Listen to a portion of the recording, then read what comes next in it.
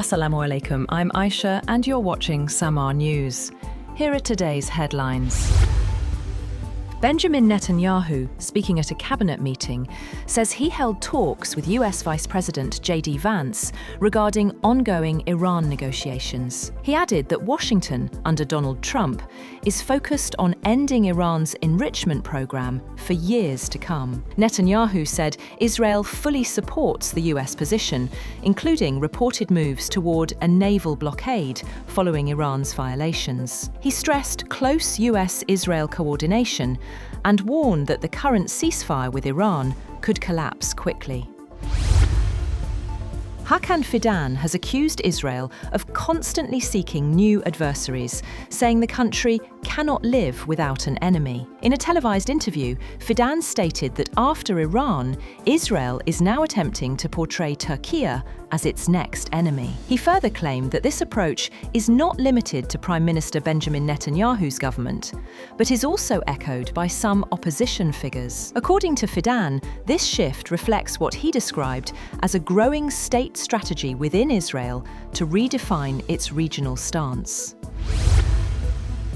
Iran has revealed that a potential breakthrough agreement with the United States was just steps away during high-level talks in Islamabad. Foreign Minister Abbas Araghchi said his country engaged in negotiations with the United States in good faith to bring an end to the ongoing war, and they had come just inches away from finalizing the Islamabad MOU. Despite the progress, Araghchi said the negotiations ultimately broke down due to what he described as excessive conditions and changing positions from the other side. In a post on X, he said the process encountered maximalism, shifting goalposts, and blockade, which prevented the agreement from being reached. Iran's leadership has sharpened its response to escalating tensions with the United States, urging Washington to change course. Iranian President Masoud Pezeshkian said the United States must abandon its hardline policies if it wants to reach a meaningful agreement. In a message shared on social media, he wrote that if the American government abandons its totalitarianism and respects the rights of the Iranian nation, ways to reach an agreement will certainly be found. President Donald Trump says the U.S. Navy will begin blockading the Strait of Hormuz after talks with Iran failed to reach a deal. In a social media post, he said American forces would target vessels paying tolls to Iran and move to clear mines in the waterway. The move raises tensions further, putting a fragile ceasefire at risk and heightening concerns over global energy supplies. US President Donald Trump has attacked Pope Leo following the pontiff's criticism of his foreign and immigration policies. Trump wrote in a post on Truth Social that Pope Leo is weak on crime and terrible for foreign policy. He also said that Leo should get his act together as Pope, later telling reporters he was not a big fan of the pontiff. Trump's broadside against Leo also accused him of being weak on nuclear weapons, several days after the Pope said the US president's threat to destroy Iranian civilization was truly unacceptable.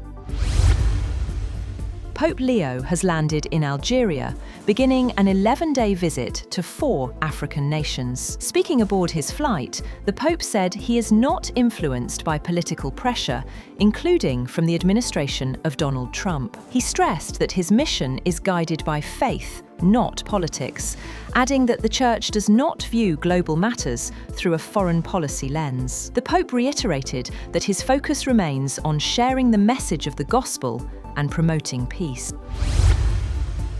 The United Kingdom has decided not to participate in a US-led military blockade of Iran through the Strait of Hormuz, distancing itself from escalating tensions in the region following failed peace talks. The UK government has made it clear that British naval ships and soldiers will not be used to block Iranian ports. A government spokesperson said Britain would instead continue to support freedom of navigation and the opening of the Strait of Hormuz, stressing its importance for the global economy and domestic cost of living. The UK will, however, maintain its existing military presence in the region.